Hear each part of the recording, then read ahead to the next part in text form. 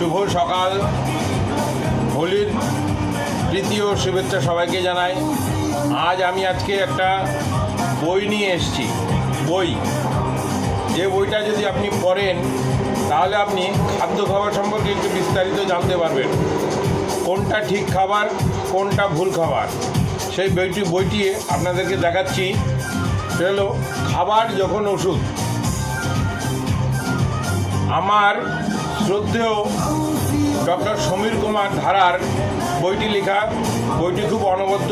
বইটি যদি পড়েন তাহলে কোনটি ভুল খাবার এবং কোনটি ঠিক খাবার, সেই খাবারগুলো সম্পর্কে আপনি সচেতন হতে পারবেন। নিজের শরীরকে সুস্থ রাখার জন্য কোন খাবার কখন খেতে হয়, কীভাবে খেতে হয়, সেই ব্যাপারগুলো জানতে পারবেন।